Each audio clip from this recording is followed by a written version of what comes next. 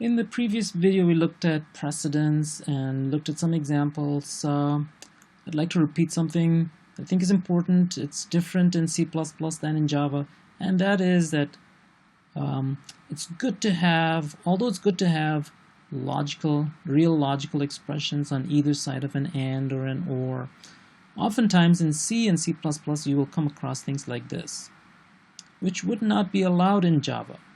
This would not be allowed in Java.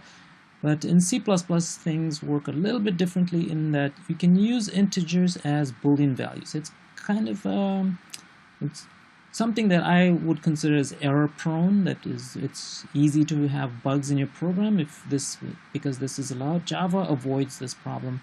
In that way, Java sort of sidestepped a lot of potential bugs. So here's the thing: in C++, integers, if they're zero, they're considered false. Anything that's non-zero, like negative, positive numbers, they consider true.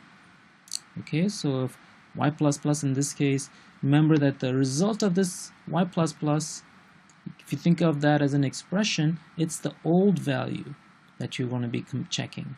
So if y is -1, y++ it'll increment the value of y to 0, but -1 is the result of this y++ operation. Remember from pre-increment and post-increment, we looked at that lecture set 1. If y was initially -1 before this expression was evaluated, it will get incremented to 0, but the result of this whole thing is -1, which is true. So that's something to watch out for. Java we don't have this problem because you cannot do stuff like this.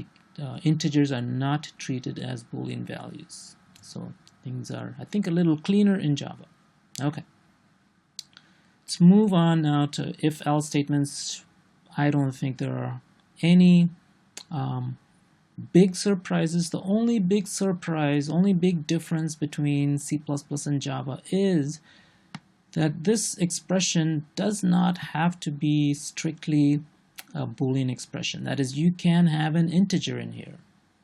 And then in that case, if the value of, instead of having a Boolean expression like this, hours greater than 40, that's either true or false, you can have just simply hours. And if hours, in that case, if you just had HRS over here, if hours was 0, just like is shown here, that's considered false.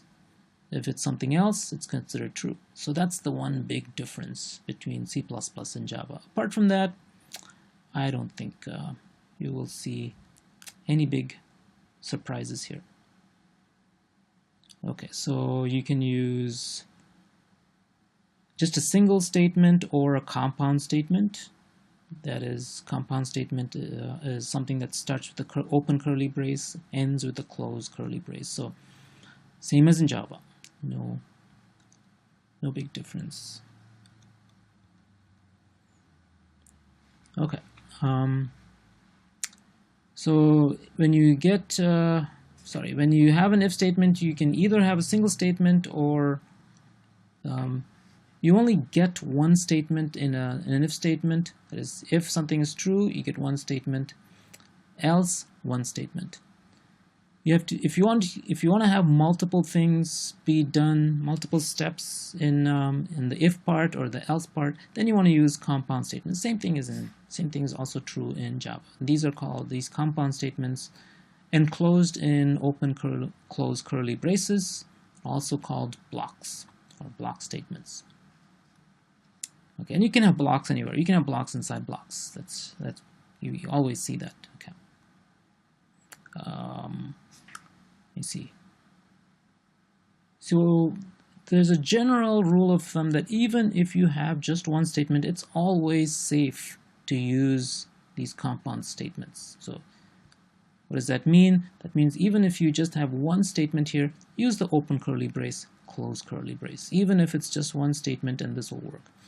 Now, in quizzes and things, in my examples, I tend to not use the curly braces just to save space so that I can put code and it looks that it's easy to read, I guess, that easy to read quickly. But actually, generally, when you write code, it's always advisable that you, even if you just have a single statement, put the curly braces here and here just for your own, just so that you avoid bugs. Because it's very easy to have a single statement and then introduce another statement, that is, you modify your code and forget to put the curly braces. Then all kinds of problems occur. And it actually does enhance readability when someone is debugging your code. The situation is a little different when I have quizzes and things. I try to make things as succinct as possible and less for you to read. So you have to balance that, I guess. Okay, so here's an example. If this is true, open curly brace, number of statements, close curly brace. Okay. Common pitfall. So here's another big difference between C++ and Java. In C++, you can do something like this, which gives you so many chances to have bugs. So what is this doing? This is saying if, and then you're assigning the value 12 to x. The result of this whole expression is 12, which, remember, is a non-zero integer. And therefore, this thing will be considered true. So you'll never get to do this.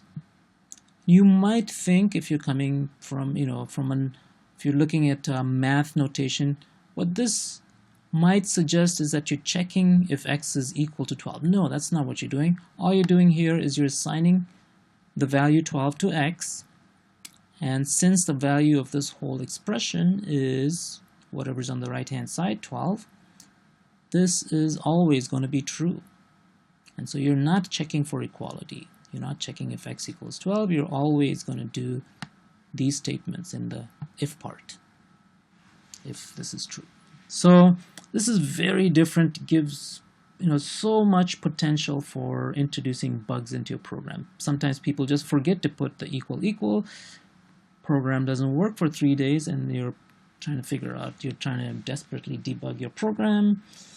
Problem might be just a single missing equal to a single equal sign. In Java, the designers of the language decided there's no way we should allow this, and so Java does not allow anything like this, and so this is just not possible. C++, it is possible, unfortunately. Okay, and there are some programs that can pick up, that can search through your program and detect potential bugs like this. So usually you do not want to do this. Just avoid it. So do not, although you can, I would say don't do it. It's just not readable. Okay. Else works pretty much the same. So I'm not going to spend a whole lot of time on this. I'm hoping that this makes sense. So, and else is optional. That's the big thing. Just like in Java, you can have, if you had moved this else over to here to indent it, in some languages, indentation is important, like Python. The language Python uses indentation as a way of clarifying whether this else goes with this if or this if.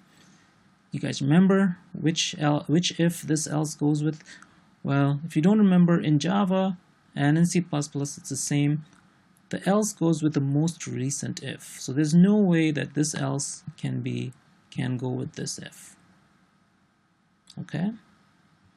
So the else goes with the most recent if. Even if you indent it back over here, C++ basically does not pay attention to indentation. Indentation is there only for readability. Oops. So proper indenting is good, and you want to do that, but it's really for readability. It does not affect the syntax of your program. Okay. You can have multiple if-elses, that is if, else, and so on. And this way one thing that this does is avoid excessive indenting. So if you nest, the alternative to this would be to nest ifs. So if you put an if inside this statement and so on, rather than doing that and ending up with huge indentations, you could use else ifs. These are a little nicer. So there are these examples. I'm not going to go over them. Definitely, these are because they work essentially the same way as in Java. I'm going to skip this. Switch statements work the same, pretty much. So basic structure is exactly the same as Java. Switch, something that results in an integer value has to go into this controlling expression, and then you have a whole bunch of cases. So whatever the value of this is, it has to evaluate to an int in the case of C++. So these have to be ints. You can't have things like logical expressions in cases, just like you can't do that in Java. Same is true in C++. So no big difference. Remember, with break statements, you can omit them, and you do that at your own peril. You have to understand, if you took this out and if you had vehicle class, the value was 1, then you would execute this statement and then move on. If you didn't have the break, you'd move on and execute this, and then hit the break, and then you finally go to this break will get you out of the switch. Same thing as in Java. Okay, so same rules as in Java. And you can use this sometimes. For example, if you have checking for case, this should be actually characters. So this should be single quotes. Sorry about that. This should be all single quotes. You can't have double quotes here. Case, uppercase A or lowercase a, if you want to do the same thing, you can cascade them. You can have them one after another without a break. So in this case, it makes sense. So whether you have a uppercase A or a lowercase a, you execute the cout and then you jump out of the switch with the break. Okay, so you can think of that as a switch providing you a point of entry. So if the value of, let's say, grade is A, it's uppercase A or lowercase a, you do the same thing. So sometimes it is useful, but in general, you might want to watch out for that. Don't forget the break statement. Forgetting it does not generate a compiler error. It simply falls through, and then your program may not work properly, and then you spend 3 days trying to figure out what was wrong with it. And eventually you see that you're missing a break. Okay. Let's skip past this. Ternary operator is also available in Java. It's one thing that I tend not to use. So here's the deal. Instead of having 1, 2, 3, 4 lines of code, you can write this in 1 line of code. That's a nice thing about ternary operators. That said, it is a little bit harder to read, and not everyone is used to this. Oh, sorry, this should be a lowercase n. So if you look at this, the way to read this is, if this is true, then the result of this whole expression is n1. This should be lowercase n. If this is false, then the result of this whole expression, if this n1 is not greater than n2, then the result of this whole thing will be n2, and n2 will be assigned to max. So that's exactly the same as this if statement.